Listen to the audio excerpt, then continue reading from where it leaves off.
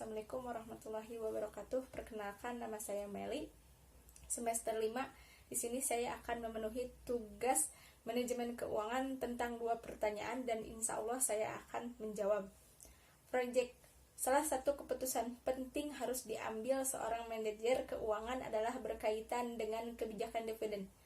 Pertanyaan yang ke-1, jelaskan 2 macam kebijakan dividen yang dapat diterapkan oleh perusahaan, serta kemukakan kebaikan dan kelemahan masing-masing kebijakan. Nomor 2, stock dividend merupakan salah satu bentuk dividen yang dapat dibagikan perusahaan kepada pemegang saham. Jelaskan beberapa alasan mengapa perusahaan membagikan stok dividen. Jawaban yang pertama yaitu dividen saham dan dividen tunai. Apa sih dividen saham? Dividen saham ketika jumlah saham pemilik saham meningkat atau bertambah, maka perusahaan akan membagikan dividen saham. Meski begitu, ini tidak akan mengubah kapitalisasi dalam pasar karena cara pembagian yang mirip dengan stock split. Adapun cara pembayaran adalah dengan menambah jumlah saham sekaligus mengurangi nilainya dari masing-masing saham. Pembagiannya adalah keuntungan modal investasi dari perusahaan melalui saham.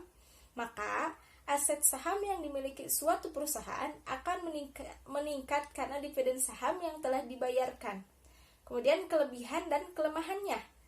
Kelebihannya mempertahankan jumlah kas tunai.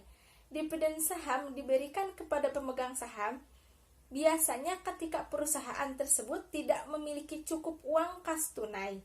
Maka dari itu, dividen saham membantu perusahaan untuk tetap mempertahankan jumlah kas tunainya pada saat itu.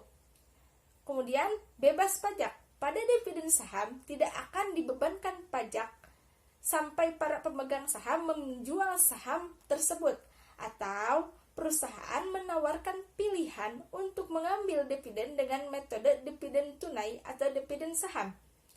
Dividen saham yang baru saja diterima biasanya tidak dijual dalam jangka waktu tertentu. Saham disimpan sejak dividen saham mulai dibayarkan, maka dari itu sangat penting untuk memahami holding period untuk menghindari pajak dividen. Dividen saham tidak dibebankan pemotongan pajak karena alasan inilah banyak pemegang saham lebih menyukai dividen saham dibandingkan dividen tunai. Dividen tunai dibebankan pajak karena dianggap sebagai pendapatan yang dihasilkan pada tahun tersebut. Kemudian, mempertahankan harga jual saham. Keuntungan lain dari dividen saham adalah membuat harga saham pada sebuah perusahaan menjadi lebih terjangkau untuk publik. Karena ketika jumlah lembar saham meningkat, secara otomatis harga saham menurun. Kemudian kelemahannya, yang ke-1 yaitu penilaian buruk pasar terhadap perusahaan. Penilaian buruk terjadi akibat salahnya penafsiran pasar yang menganggap perusahaan mengalami kekurangan uang tunai karena sedang bangkrut.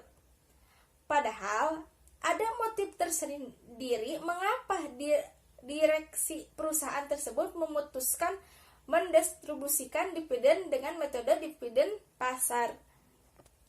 Karena penilaian buruk inilah yang membuat perusahaan mendapatkan tekanan pada penjualan saham sehingga harga saham turun atau tertekan. Yang kedua, strategi perusahaan yang berisiko. Mendistribusikan dividen saham bisa menjadi sinyal yang menandakan perusahaan tersebut sedang melakukan strategi berisiko yang mengeluarkan uang kas tunainya secara berlebih.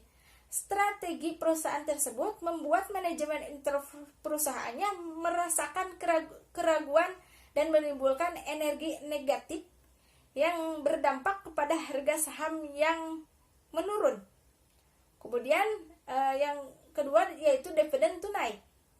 Pembagian dividen tunai berarti pembagian keuntungan modal investasi yang dilakukan secara tunai. Bisa jadi perusahaan akan membayarkan dividen tunai sebanyak 2-4 kali dalam setahun. Dan pembayaran dividen tunai akan diambil dari keuntungan yang ditahan perusahaan. Jadi laba otomatis ditahan serta kas perusahaan akan berkurang. Kelemahan dan kebaikannya, dividen tunai memberikan pendapat pada investor, namun memiliki konsekuensi pajak.